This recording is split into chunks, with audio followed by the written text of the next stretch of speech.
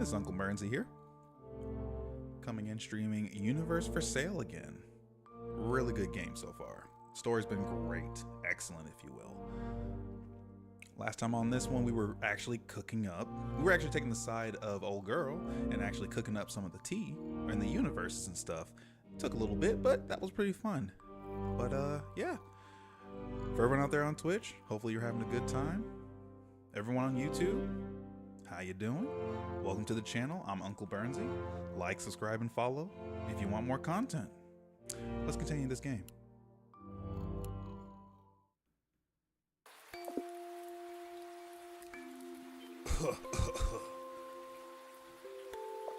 Mom, don't stop, please. Sorry, hon. Just give me a second. You know, she got You don't have water with you? I'm okay now. So, where were we? The animals, Mom. These ones. Ah, yes, of course. Thanks, sweetie. Let's see.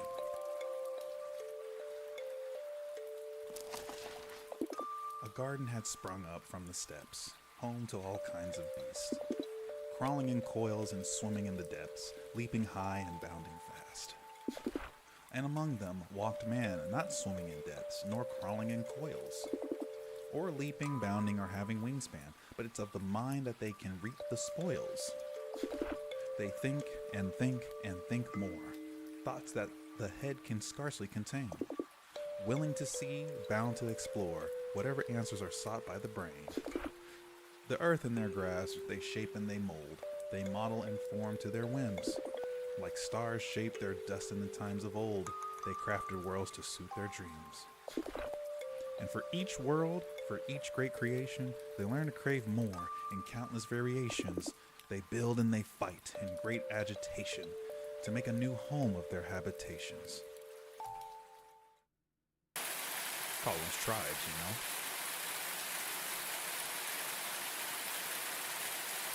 Here we are again. It's raining. Get up, get up, get up, get up. Okay, so we got one entrance here. Let's see what's happening over here. Sometimes there's more. Okay. Come back here. There was that one time when we had two entrances open, and it's like, did I miss something? Let's see what's happening over here. See? Okay, so this is what looks to be, I guess that's the tea house? Okay, so that's like a little clue, I think. And then that's sunshine and rainbows. Let's try this one. I feel like I'm missing some story. Oof. This is starting to make me tired. What's this? What time is it? It's really late. Right. It's too dark there. I risk losing myself. Oh, hey. What's that? Let's go in. What's this in the back? Oh, this is her store. Okay. Hello?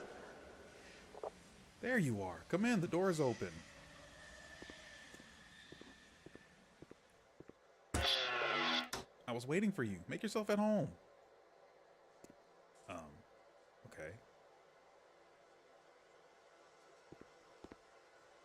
I guess we're just going to the next room. Oh, look, the stuff I got last time. Because I sold some stuff. Sold the universes and got her some stuff for her crib. Which is pretty cool. I think there's an achievement for getting everything out of the, Oh, this is broken. What happened? Where are we in the timeline? Hi, so how are things? The appointment, good, confused. Just say good. I'm all good. That damn device must have scrambled your brain. Device?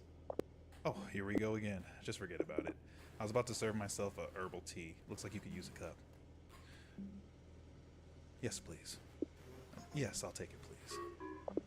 Just tell me which one you prefer. Ooh.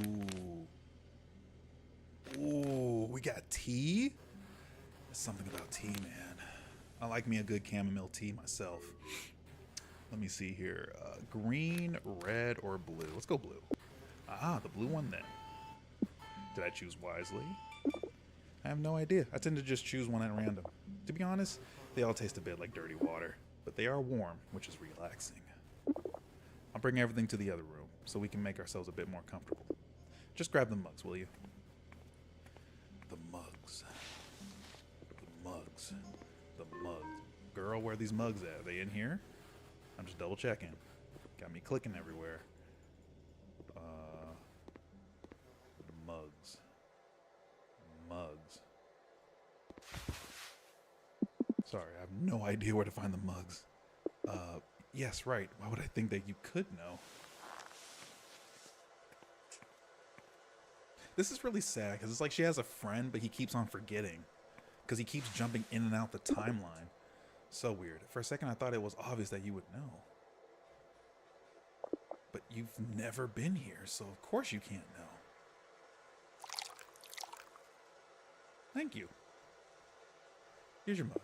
Sorry if I don't really have proper chairs and a table. I don't tend to, don't tend to receive many visitors.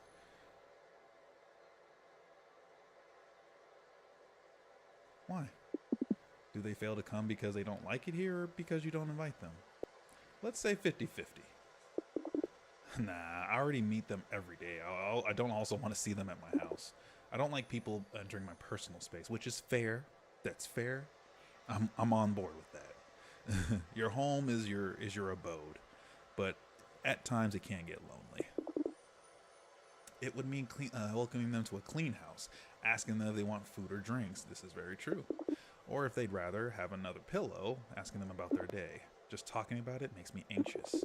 And then the moment comes when I just give them one, when I just want them gone, when I want them just gone. And I never know how to ask them politely. A little typo. Once, Hinon came by, and I just shouted at him to leave.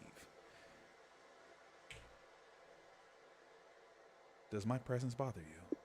Would you like me to go? That's not what I meant. But yes, it's a bit unusual. It's like, it's normal having you here. It's as if you've already been here many times before. Who knows why I feel that way? I'm friendly. As I'm often told, I have a natural capacity to put people at ease. Forgive me if I don't believe it. Dang. Indeed. Maybe I'm just slowly going insane. Having someone else in my house puts my mind in overdrive. Sorry if I'm boring you with my psychological issues. Don't worry, I've seen much worse. This is the point.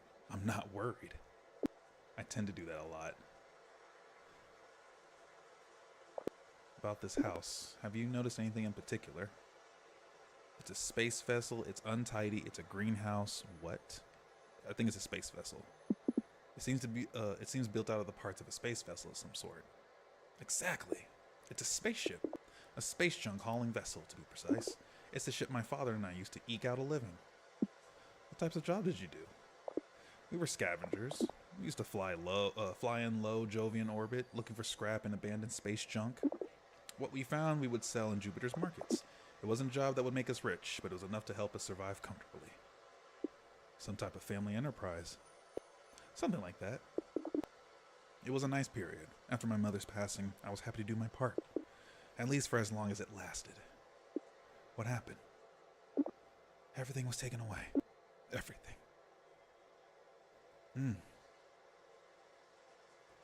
I just want to give you a hug. I want to give her a hug so bad. Do you feel comfortable telling me? It may make you feel better. Sure. Yeah, it started like any other day. Leela, come help. Ooh, get to actually see it in here.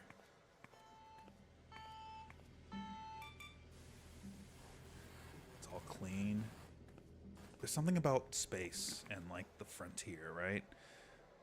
I just hope aliens exist. That's all I gotta say at the end of the day.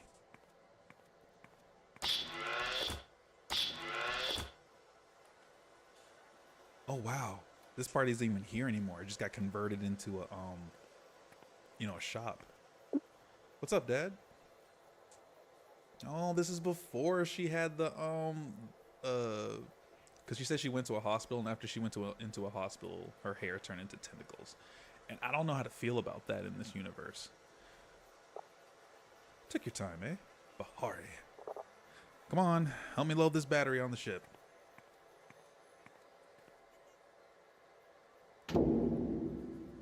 It's an honest day's job. All done. See how easy it is when we work as a team? Yeah, whatever. I'm on the road. Or in space. I'm in space.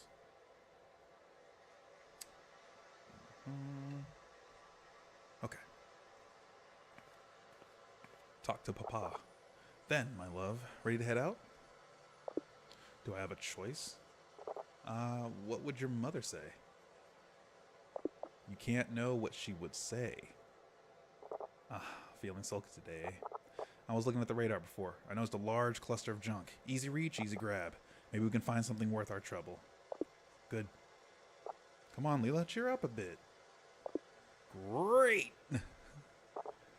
Alright, fine, let's get going. Listen, Autopilot has been acting up again. How about this? I drive the old ship while you go out to grab the scraps. What? Finally. Some show of emotion. No way, I don't want to go out into space. You're such a chicken. Well then, I'll let you be behind the wheel then. But I've never done it before. I have no idea how to pilot. I will explain it step by step via radio. Just get me close to the scraps so I can gather them. But, no buts. Try to keep your cool. You will be fine. I'll get into the suit. Station yourself at the wheel when ready. Okay. My young scavenger.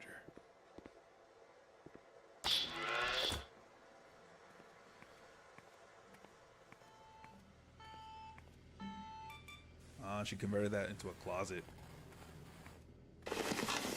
Alright. Dad, I'm behind the controls. What do I do? What do we do? What's this? Great. Then, first of all, let's see if the battery works. To power up the ship, there should be a toggle switch to the left of the screen. There we go. It turned on. Amazing. I was worried it was too rusty to work properly. Let's see now. Hopefully the sensors have held. Run a radar test. The button in the center of the command board. I see a map of what's in front of the ship. Oh, excuse me. Perfect. Now, we must close the hatch. We wouldn't want to fry when leaving the atmosphere. It should be the switch to the right of the screen. Done. See? It's not hard. Now we need to channel the energy to the engines. Rev them up. The switch is under the power button. It directs power to propulsion. Okay. Come on. Is it this one? No, switch is under the power button. There we go. Dad, is this normal? It did shake a bit more than usual. It may soon be time to change some of the gaskets, but don't worry, it shouldn't explode for the time being. Dad! Oh, come on, it'll be fine. Pull up the propulsion lever and absolutely don't let it go until we leave the atmosphere. Okay, the propulsion lever. Hold it.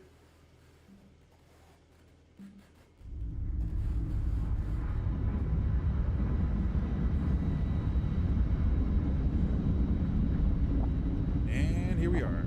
We've just left the atmosphere. Cut power from the propellers, otherwise we risk leaving orbit. Done. Here we are. Now we need to locate the first pieces of wreckage. Press the radar button again and let's see what's around us. Got some incoming data. A metal object, 2 meters wide, 1.5 tall. Some trace electromagnetic potential. It might be residue of some burst clasper. Or perhaps a whole lot of fridge magnets. Let's give it a closer look. Use the radar to locate the wreck and the directional commands to move around and mine the stray meteoroids. Okay. Alrighty.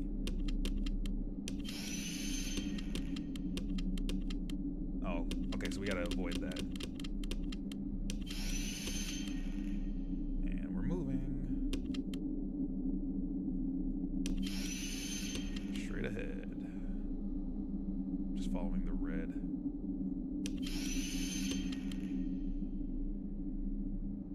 What's that? What's that red? I guess it's you.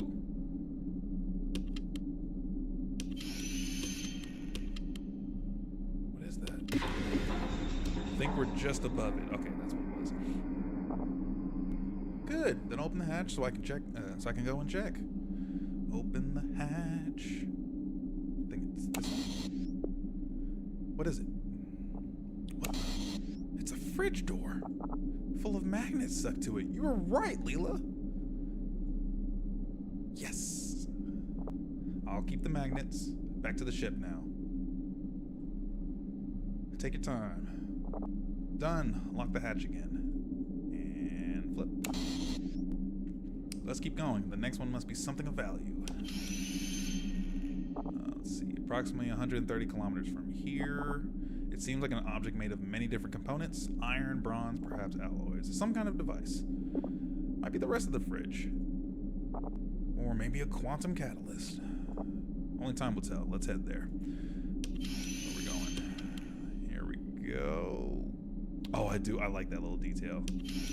Okay. This is some simple controls. Let's just run into an asteroid, if you will.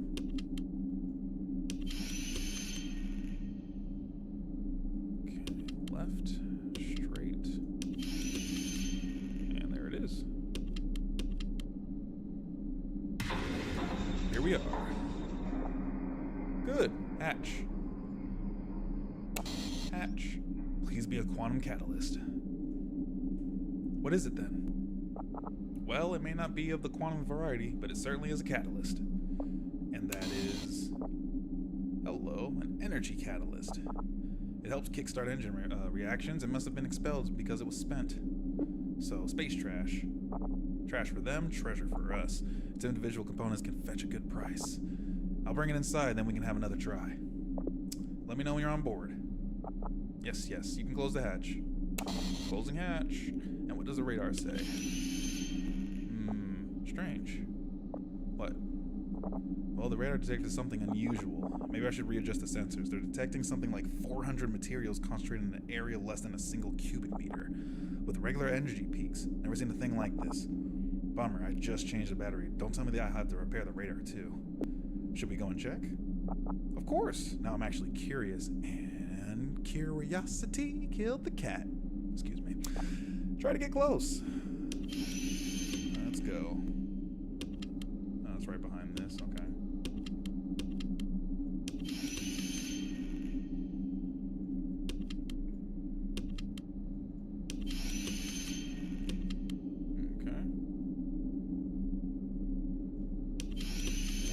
What are we gonna find this time?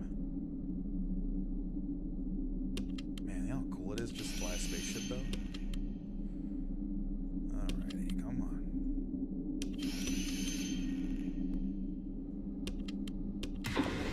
There, here we are. Let me open the hatch.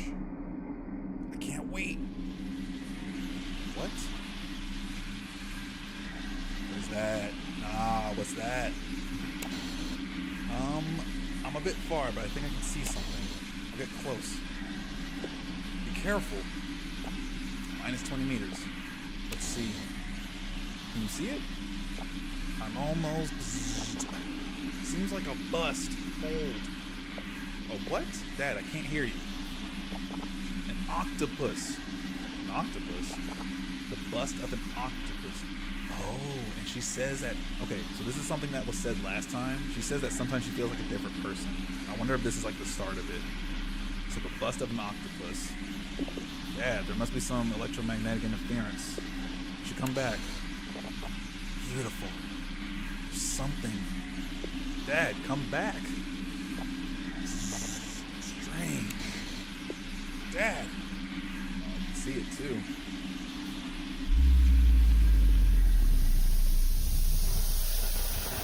Happening. You felt the need for speed. After the explosion, I woke up in a hospital. And after the hospital visit, because the bust of an octopus in her hair. It's all coming together with the story now. Bandar and Nan were next to my bed. They'd been worried sick. They told me that a patrol detected the explosion and came to the rescue. My father was gone while I was mysteriously unharmed. What I was left with were my powers and this strange octopus hair. The doctor couldn't figure out why I grew them this way. He said it may be due to some radiation exposure, but but I didn't care. I just knew that my father was gone. Leela. And it's all my fault.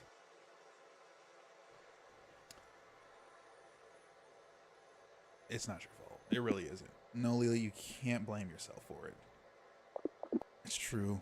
I could have said that we shouldn't check that strange object. I could have turned around to get away from it. I could have gone in his place from the very beginning instead of remaining on the ship. Leela, don't. I should have been the one to die in his place, and instead I'm left all alone. Leela, I can only imagine the suffering that you had to go through. But you're not alone. I know. There are always people who want to support me and help me and all that nonsense. That's not what I mean. But don't worry, I don't expect you to understand. Give her a hug, please. After the accident, the ship was too damaged to fly again. But I still managed to make it into my home. When I'm here, it's like then, when everything was all right, when we were together, my dad and I. Happy. Leela, I can't take this anymore. Master, or whatever your name is, I'm tired. I've been tired for so long. Before you came, I didn't get it, but now I do. Every day was sad. Sad and always the same. Now, everything is strange and different. I feel different. You... Oh!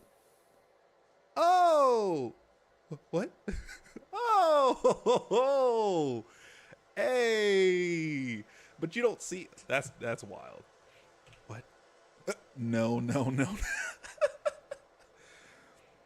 You like a skeleton? A floating skeleton? Oh, but this is probably why she hated me after. No. Sorry, I didn't. Leela, no, this isn't right. What's going on? Well, excuse me if I disgust you so much. It's not that. We just can't. It's not what? What? It's more of that cult bullshit? No, it's not that. No? Then what is it? You don't know, because he doesn't have his memories. And this is why she hates his ass now. That makes sense. Wow. For those of you tuning in, we just had the smooch of a lifetime. But now he's saying no for some odd reason. I don't know why. He doesn't remember anything. Tell me who you are, why you are here, why do I keep seeing you everywhere? Why? Tell her everything. Tell her everything. I'm not here because... What? It's not that simple. I'm sure of that. You should go now. What?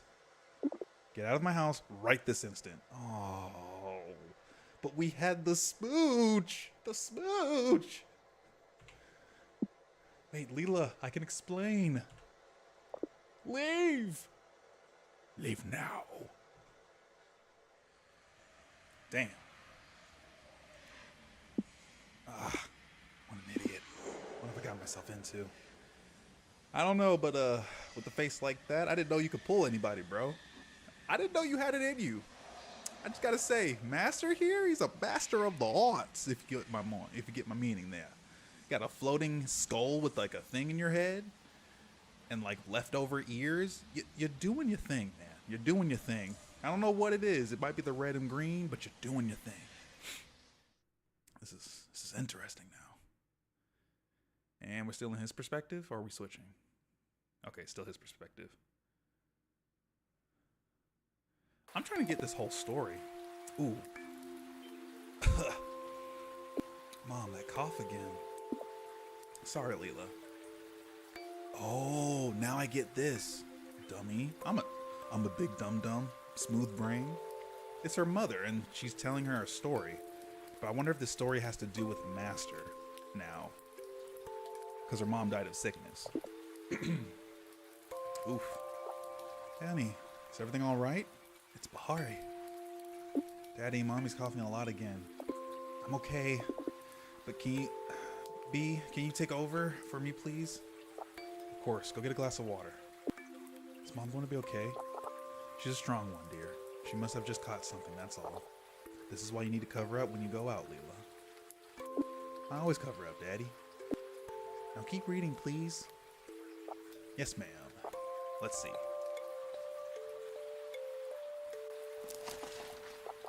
Mankind, progressing at frantic pace, rumbles and shatters and builds. Houses and churches and great halls of guilds, its constant clamor leaves silence no space. Noises so fierce to pierce through the skies until they reach the ear of the child. And he who slept deeply when chaos would run wild to mankind's cacophony was forced to rise. To wail he begins, decrying with rage the terrible sound that keeps him awake. The stars, aggravated by this massive shake, they scramble to help his fury assuage? It's a new word. Assuage. Okay. They grasp at the space between child and creation. They tear it, stretch it, and knot, arranging it ribbons into a dreadnought, and then drop that curtain without hesitation. No sound echoed further in the void beyond space. The child fell asleep, no longer to awaken. While tentacled beast, the veil that is Kraken kept watch on the threshold beyond which lies his face. Is the Kraken the bust of the octopus? And we found it? Oh, I'm locked in. So, I'm locked in now. I'm here. Here's the happy. We're back here again.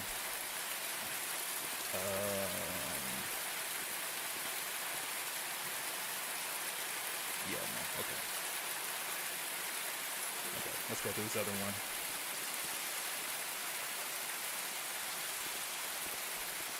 Man, so is Master the child and then like the Kraken's like an evil monster or something? Oh. You know, this is not a bad view. And I wonder if it really is like this on Jupiter. Although we don't really know what's on like the surface of Jupiter because of all the dang storms. But this is cool. I'll go and meditate here.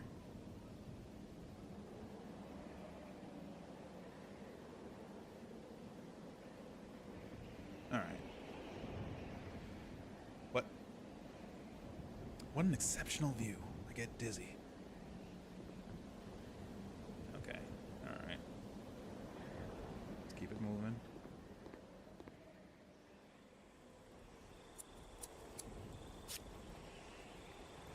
That's what I'm talking about. You know what? Might pick up that. Wait, whoa! Oh, this is where the cultists are. Oh shoot. Good day. Good day to you, Master. We've already seen each other, haven't we? I remember you. Yes, you were at Hunon's the other night, right? Exactly. You were with that girl with tentacle hair, if I recall. How can I help you? Ooh. Your ears. Yeah, let's get some more, where are we? Excuse me if my question may seem strange. Where are we? Oh, don't you worry. It happens to me quite often as well. Okay. This might be a common occurrence where they lose their minds or like their memories or something. But let's keep going. It happens to me quite often as well. What happens to you often? You must have had a very intense meditation session, right? Intense? Yes, I guess you could say that. I knew it. As I said, don't worry. We're on Jupiter, mining colony 42, 4th district. You're in the garden of the Temple of Detachment. It's 8 a.m. Terran time Wednesday, the 9th of April, year 3264. Clear? Thanks a lot. You've been very precise. Don't mention it. Your ears. Forgive me if this sounds rude. Do you mind me asking what happened to your ears? Absolutely not. I love telling that story. So you see, I'm from Ganymede, one of Jupiter's moons. I know I probably pronounced that one wrong. My family was very wealthy. My mother managed water distribution of the colony. She would sign the contracts to import water for the hydroponic plants that produced all of our food. When I was little, I imagined that she was the one feeding all of Ganymede. Then I discovered that the Ganymede water was exported to irrigate plants on old Earth. It was my mother who had allowed that to happen. And as Earth prospered, Ganymede became increasingly dry. The people grew to hate us. When I discovered it, I felt sick to my stomach. I didn't want to be part of that. I left Ganymede to start my life from scratch on Jupiter. 4 months later, I got news that my mother had been killed in a popular uprising. Oof. Whew. You knew to get out early, girl. The thing didn't consciously bother me as much as I thought it would, but from then on, restful sleep became impossible. I tried everything, therapies, drugs, but they just made things worse. Then, out of options, I put myself in the hands of the cult. A master explained to me that I needed to make peace with my past to be able to go on. Overcoming one's past, one's family links, it's connected to the temporal bone, just behind the ears. So, after a long journey, I had my ears removed. I've never slept better since. Thanks for sharing your experience with me. The pleasure was mine. I already got where we are. So let's do, what are we doing? Or what are you doing? May I ask what you were doing? Of course! I'm pruning this child bonsai. Here, what do you think? It's nice. Well, it's compact. I gather you've never seen a child bonsai. It's the first one I see, admittedly. Maybe you are not aware, but chals are plants entirely covered in bark. There are weeds that can grow to incredible sizes, when the little earth in this vase would be sufficient for this plant to grow more than 10 meters tall. Or evenness. The art of managing chal bonsai lies in keeping the plant small and compact, exactly like any other bonsai, but in a much more extreme fashion. Interesting. You know, bonsai might be the move, low key. I've actually been always curious about those myself. Like, look at him, just snipping off the little the leaves and the branches. The girl. Have you seen that girl with the tentacle hair around here recently? I don't think so. I just know that she has a small stall in the market. Nothing else. Thank you. Anyways, and let's get going. Thanks. Have a good day. A good day to you, Master. Good day. Good day, Master. Your hands. What's this? Where are we? Forgive the strange question, but where are we? Where are we? Is this a trick question? It may seem so, but it's not, I swear. And forgive me, I didn't mean to. At the cultist temple? Is it a question? No. Forget it. My mistake. Yes. She was a lot better. She was just like, I understand. Here you go. I think he's early on. Let's look at the bonsai. Can I see this bonsai? Yes, but please don't say anything. I'm afraid of comments. Okay, I see what you're doing there. You got the little swoop. It's very... No. Use your facial expression, please. I have no face. I have bone. Oh. Smiley face. Thanks. Your hands. Actually, just say the girl. Excuse me, did you happen to see a girl named Leela? Not her. I mean, she is a girl, but her name is not Leela. I don't know that. He just pointed to the first girl he saw. Right there. Your hands. I see you have the Kala Sutra line on your wrist. Can I ask you why? Wrists. This line here? Yes, that one. Forgive me, I don't want to put you under pressure. Ah, no. Yes. Whew. I can do it. My master says that speaking is good for me. A wise master. My name is Mahan, and I'm large, but I'm always afraid. Afraid of what? Everything. I'm afraid of heights, I'm afraid of the dark, I'm afraid of people, I'm afraid of the Lamri. The Lamri can be a bit scary, admittedly. Absolutely. So much fear that I can't do anything, and I feel small. I know I'm tall and strong, but the world is scarier. I'm sorry to hear, but I see you're walking the path to overcome that. Yes, my master said, Mahan, you always hide behind your own hands. You've been doing that for so long that you can't see anything from behind them. Let's get them cut, he said. So you will finally see the world as it is. I still didn't get what he meant, but every day I've been feeling better, so it must be good. It's a pleasure to see you're getting better, Mahan. Thanks for sharing. You're welcome. And nothing. I'll be on the way. And let's continue that good old story.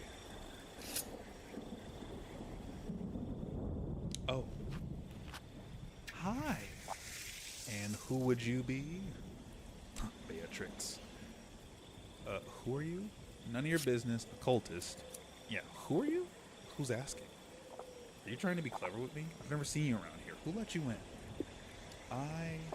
Beatrix, what are you doing? What am I doing? My Prometheus given job. Everyone requires my authorization to access the temple. But Beatrix, he's clearly a master. He might not be from around here, but I don't see the problem.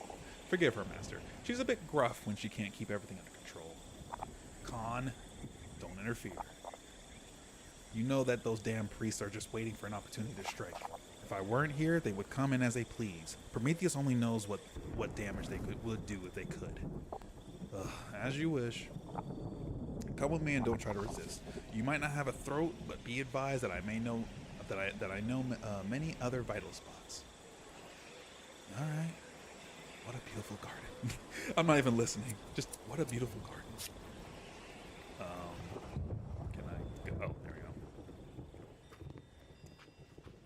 go. She's like, on God. Oh, Leela. Hey. Hey, girl. Hey. What? Bae, what's going on here? Hello, Leela. You know this guy? To say that I know him is maybe going too far, but yeah, I know who he is. What did he do? He sneaked into the temple without my authorization. I was about to bring him in for questioning. What the? Bae, just let him be. He's with me. I vouch for him. You know that if anything were to happen, you're the first one I'm going to look for? You know I don't care, right? We came in together. In case you didn't notice, he's one of your cult people. Okay. I have no time to waste. I'll leave him with you. But I don't want to see him wander around all by himself, is that clear? He will do as he I mean, yes, of course. I'll keep an eye on him, I swear. Uh-oh. He will do... say it with your chest, Leela. I'll do as I please. That's what I'm talking about. Good. You always seem to fall from the sky, don't you?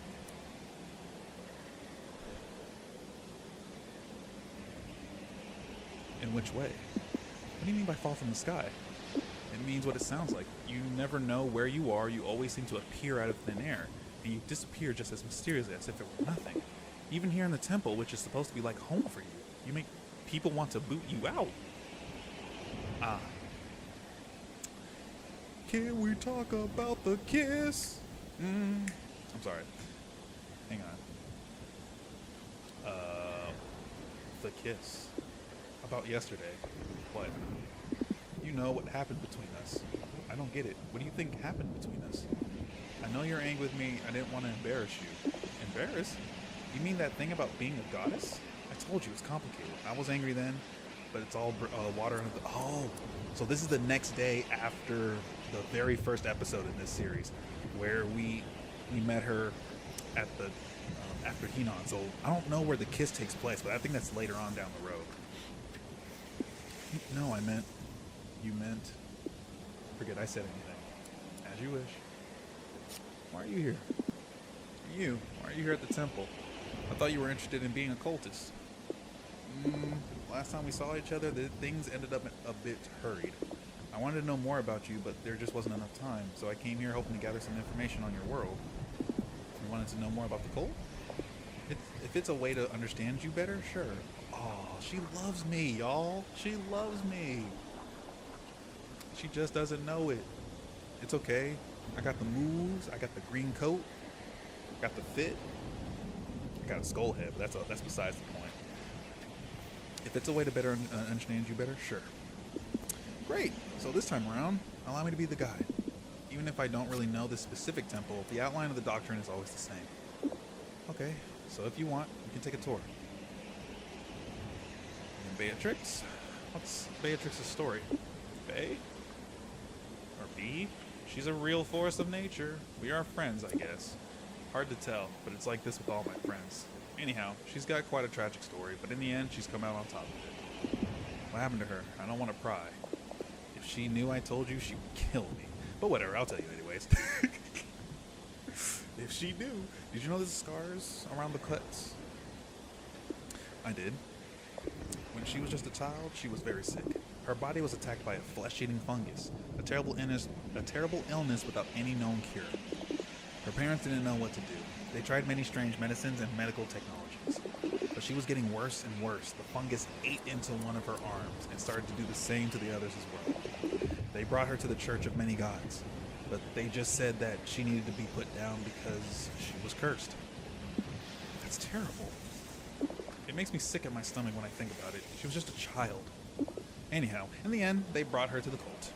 They took her in, teaching how to do the appropriate procedures and meditations. After following the path for several years, she became a young monk. Then she detached her arms and legs, but the fungus is still there. From what I understand, it remains dormant for as long as she follows the path. I see. So she must remain in the temple just to survive? I think so, but she took some liberties of her own. In which way? Well, as you see, she does not follow the precepts on absolute pacifism. In fact, she's the only one to have a weapon that Sabri saw her with.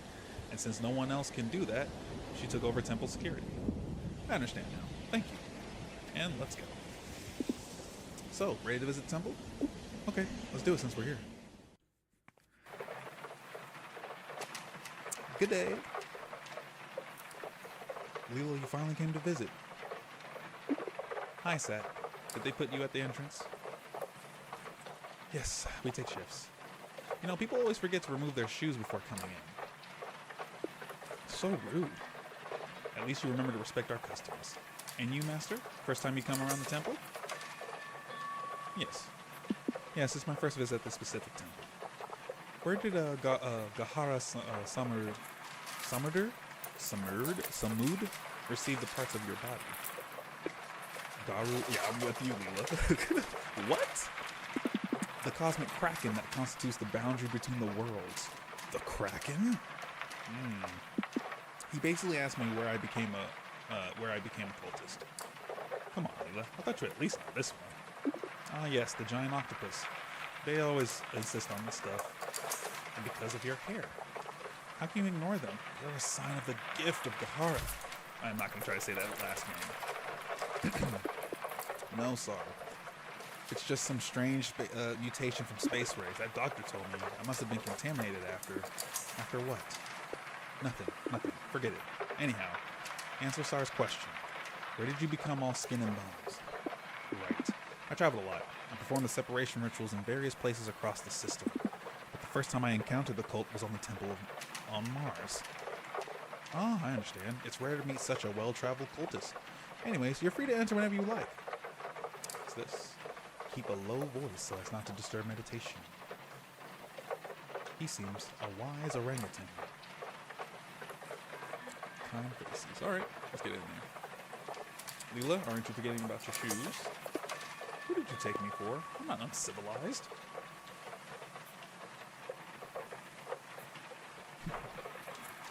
Good morning, Master. Sometimes I want to visit temples like this when it's raining. I will meditate for that one. You do not belong to this place. What do you mean? What do you mean, Master? Huh. Why are you here? What are you looking for, traveler? I don't understand. I'm not sure I understand. I'm not looking for anything. Traveler, don't try to lie to me. My eyes see beyond what little remains of your flesh. You've come here from very far away, from another world. How? No one travels without a purpose, an objective.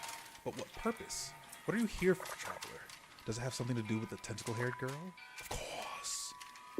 Master, I don't mean to sound rude, but you're wrong. Hey, are you bothering my friend here? Leela, sweet girl, your friend. He's so handsome. Thanks, I guess. I imagine that you understand each other, master to master. Actually, no. She actually understood me more than I understood her. What's in this room? Hey, and who is this guy? Oh, him. Or her? Good day. Ah, good day to you as well, master. Your clothes. Excuse me, can I ask you about your clothes? I mean, they are so gaudy. Yes, I imagine they look a bit over the top. You see, I'm not a proper cultist yet. I just recently started attending to temple functions. I still haven't gotten around to following the cult's aesthetic code. These are just the clothes I normally wear in the market. I understand. This explains the bright orange hue. Yes, these are the fabrics made by the tissue master Utak. We managed a tissue shop in the market. Ah, yes, I think I met him. Are you his apprentice? He was very worried to see you join the cult. He feared that it may move you away from him. Yes, I am his apprentice. I know he's worried, but I need to think about myself more than the shop. May I ask you why you're here? I don't mean to pry. No problem. Honestly, I wouldn't know what to tell you. I am still trying to figure it out myself. I think it has something to do with my identity. Ever since I was a child, I never found myself comfortable with myself. Do you not recognize yourself in you? Yes, something to that effect. This struggle has become unbearable recently, so I came here looking for answers. Sometimes answers are not meant to be found, but built in the due time. You've made a wise decision. I hope so. Whenever I'm here, I feel like I'm doing something useful with myself. I will see you later. I'll leave you to your meditations. See you, Master. Oh, where's she? Oh, she's right here still. Do you know him? Oh. Do you know him? Yes.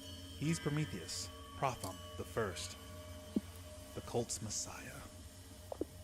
He reminds me of something. My parents used to read to me about him in a book, I believe. Ah, yes, that same children's book. They must have read to you a version of the cult's genesis. I guess. I remember liking that book. What did this Prometheus guy do? You see, according to the cultist tradition, in the time before time, human beings used to live in some sort of Eden. God had just recently created the material part of the universe, stars, planets, animals, and mankind. But God soon grew dissatisfied with his own creation. He decided to cleave it from the spiritual world where he resided, together with the laws of space and time.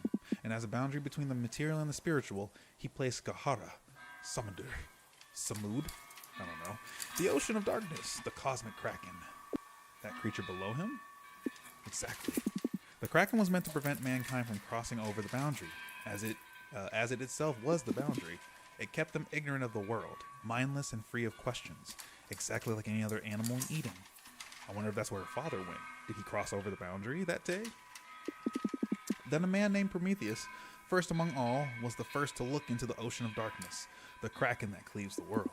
Beneath it, he was able to glimpse something. It was just a moment, but he became obsessed with knowing what lay beyond the veil. He requested audience to the kraken, asking it to let him through. Initially, it refused, but seeing that the man's will did not buckle even when faced with its infinite expanse, it offered him an exchange. The kraken told Prometheus that his body would not be of any use to him where he wanted to go. It told him to leave it to the pieces of his own flesh, to leave to it the pieces of his own flesh, so that his spirit could cross over the veil in complete freedom from matter. Prometheus accepted, and the kraken started to cut through his body with its tentacles, dismembering him. The parts of his body remained on Earth, inspiring mankind to seek what was beyond the veil themselves. Thus, they obtained the intelligence that divides them from other animals. I'm not sure if it was a good thing. This is a debate that has existed for centuries. If it wasn't better to remain as unknowing animals in the garden. Even Prometheus' fate is subject of a fierce debate. I believe our Prometheus was the one that, if I remember correctly, he was the one that brought fire, right? And he was punished by the Greek gods for. So, same here, similar, not same. Some say that he achieved enlightenment, that his very essence merged with God. Others believe that the kraken cursed him, causing him to endlessly fall in the nothingness between worlds, neither man nor God, trapped in the boundary between matter and spirit. Oops, let me move that. Sorry about that. What are your thoughts on it? I traveled a lot, trying to answer that very question, deciding if the kraken, Gahara, was really so wicked to trap him forever, cursing him to endless torment, much worse than death. Are you alright?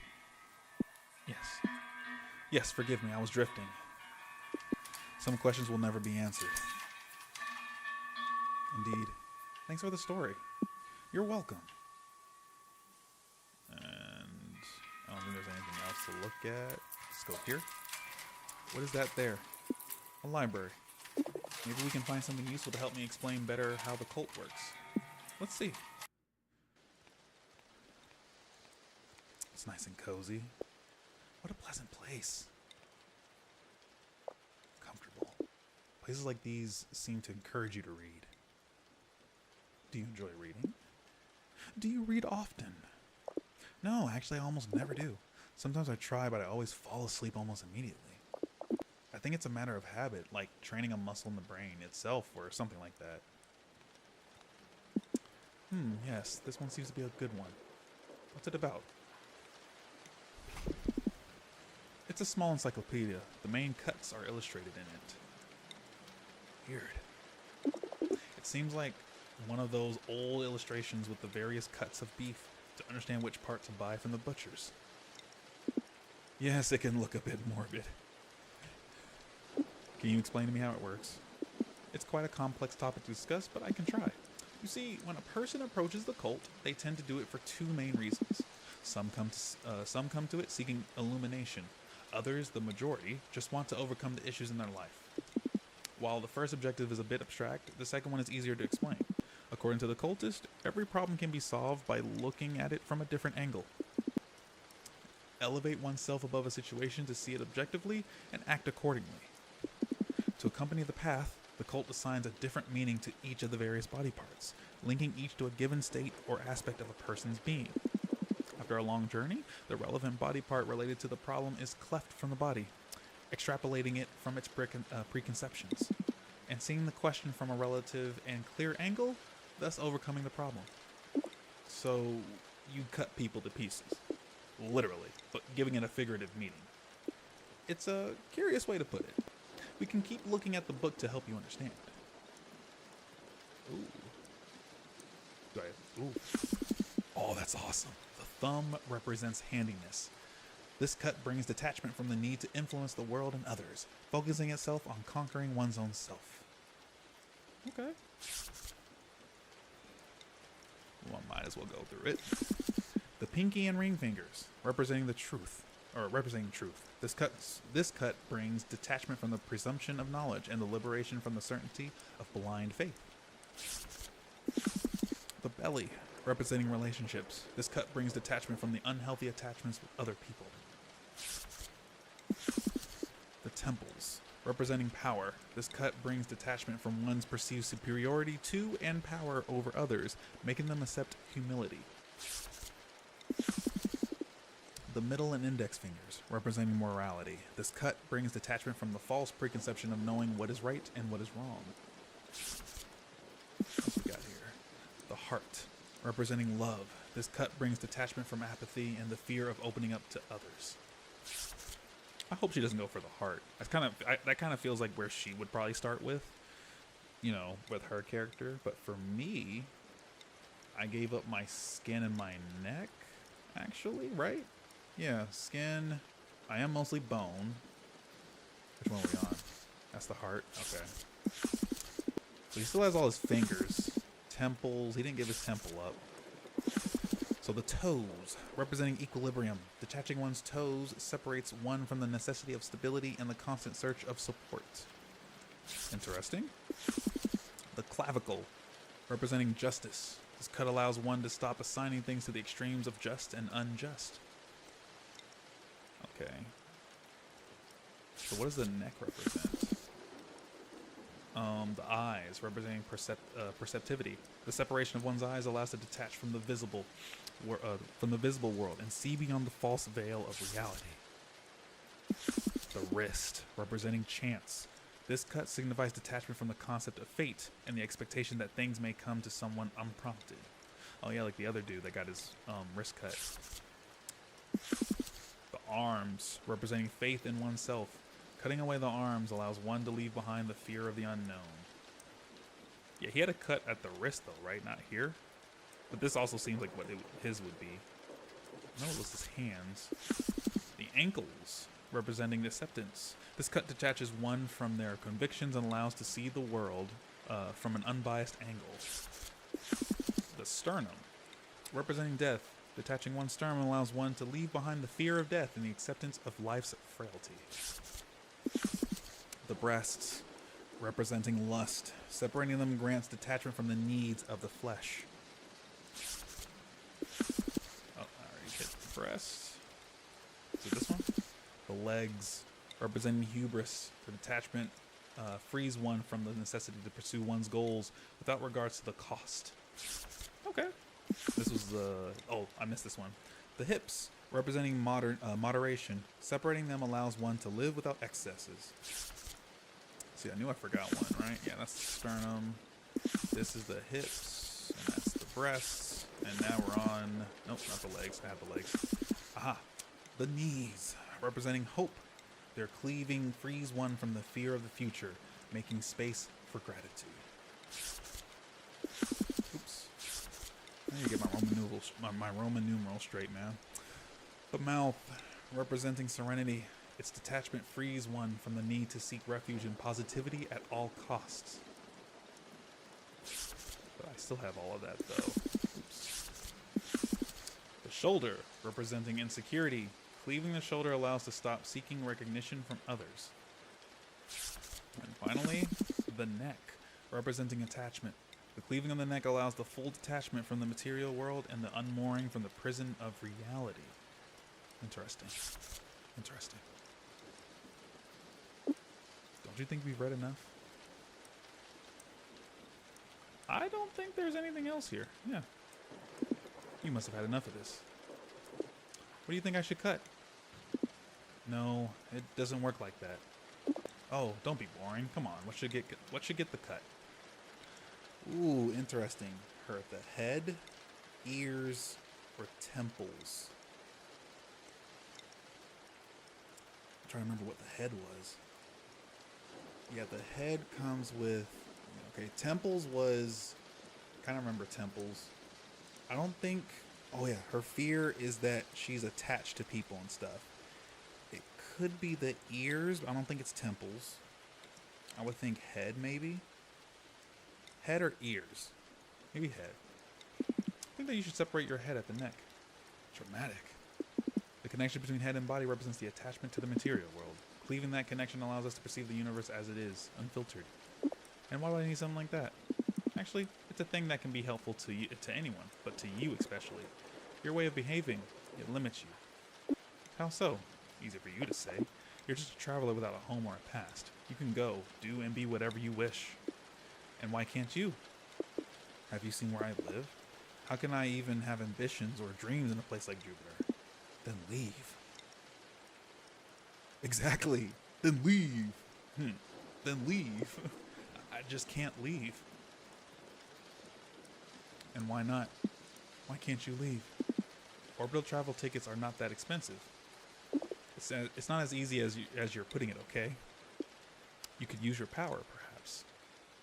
My power? Your universes. In all my travels, I've never seen anything like that. But instead, you sell them as if they were mere trinkets. You place so little value on them. It seems to me you're doing that on purpose. And this is why I'm supposed to cut away a part of my body? Perhaps. You asked me. If you are willingly selling your talents for cheap, if you're living in a place you hate and you don't care about it. If it were so, then you wouldn't need it. But sometimes one does not know why they do the things they do. They don't realize that there is something greater that stops them. At that point, asking for help to see things from another perspective may be the wisest choice. Perhaps. And you? Did you cut away all those body parts for that reason? In a way, yes. I did it because of a problem I had, similar to the one that also you have. What problem are you talking about? Don't.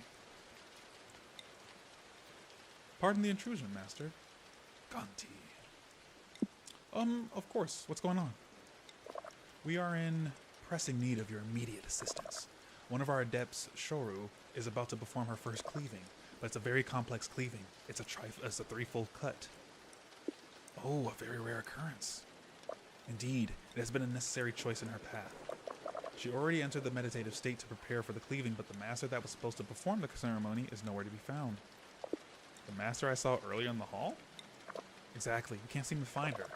Shoto's meditative state won't last long, and if we don't act immediately, there may be consequences to her mental state. Would you please take her place to perform the operation as the Yama? Yama? The master that takes care of performing the actual cuts. I can do it. Is Leela here allowed to witness? No problem. Please, follow me.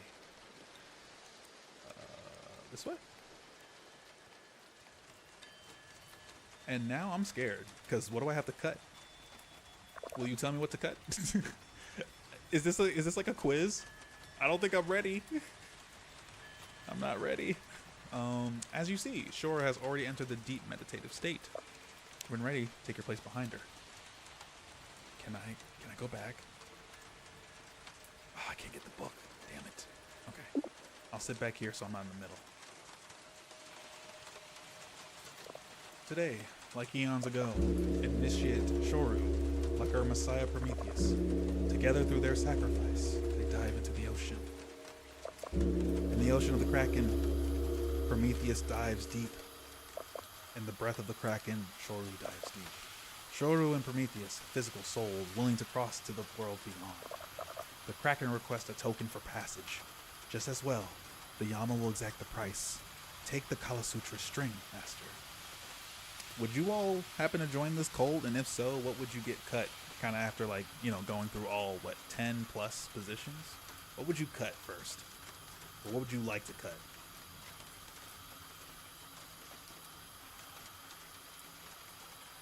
Excuse me. Let's continue. Kala Sutra. Tentacle of Gahara Samud. Purified from the very fabric of the universe itself. Purified by incense flame. Heat the Kala Sutra by holding it near the burning embers. Okay. Kala Sutra, the tentacle of Gahara Samud. With a single sharp cut, the tentacles part your mortal flesh.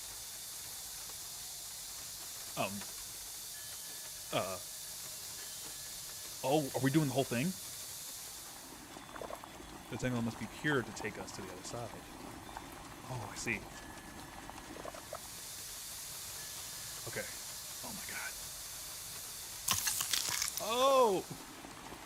Kala Sutra, tentacle of Gahara Samud. Purified from the very fabric of the universe itself. Purified by the flame. Oh my gosh, we're doing everything here. Kala Sutra, tentacle of Gahara Samud. Yeah, I know, I get this bit. Next. And the neck. Come on. Oh, fleshless, mindless, soulless. Prometheus is God. God is Shoru. Enlightened and cursed forever. Okay.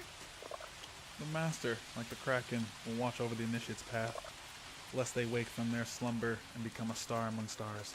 Leela, we should go. It's tradition to leave the Master and the initiate alone after the procedure. It may take a while. I understand. If you see them awaken, please tell the Master that it was nice to witness the ritual.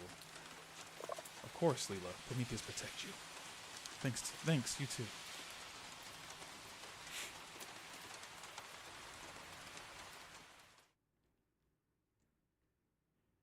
Interesting.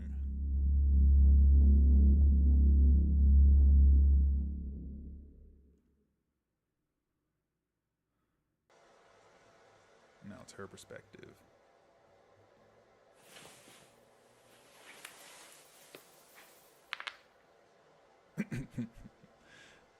But yeah, okay, everyone. I'm actually going to cut it off here. Get a good little hour in. We actually got through a good chunk of the story. Got to see a lot of the cult, and we got to see kind of a lot from, you know, the Master side of things, as well as Leela, especially the fact that Leela loves him. Who knows what's going to happen next, but thank you all for coming out. Remember, just on the YouTube side of things, like and subscribe, follow your boy, even on Twitch. Peace out. Have a good rest of your week.